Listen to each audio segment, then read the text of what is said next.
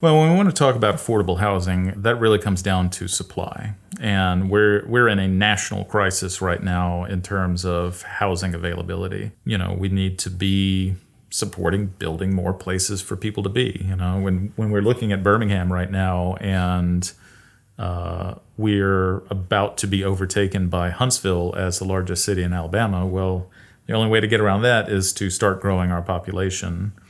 And that touches back on the issues of creating a city where folks want to live and want to establish their lives. Part of that's going to be in terms of affordability, and so we need to be putting in place incentives for constructing new homes, new apartments, because if we increase the supply to meet the demand, then prices will stabilize. And so we have to continue this trend of development.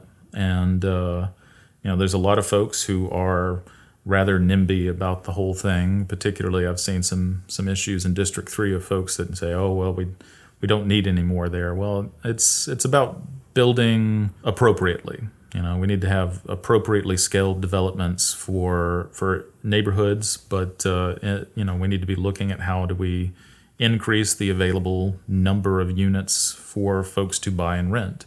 And that's the only way that we're going to be able to stabilize pricing is to bring supply up, because demand's not going down. There's more and more people all the time, and especially if we're going to try to grow as a community, that's just going to put more pressure on our existing market.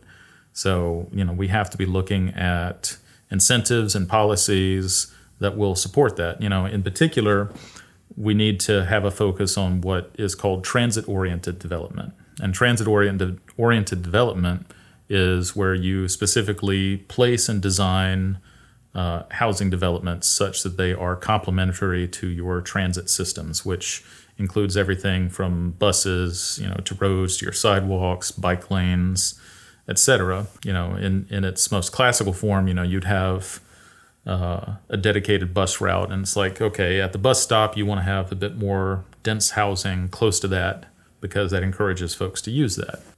So when we are looking at the upcoming bus rapid transit system, for example, we're going to want to put in place city policies that will support that kind of development so that folks feel comfortable, justified, and just kind of like financially incentivized to make use of that. But I think if we're going to do that in a way that makes sense, we need to be looking at how we can have this kind of policy-driven development that is complementary and supportive of our other efforts to improve quality of life in the city.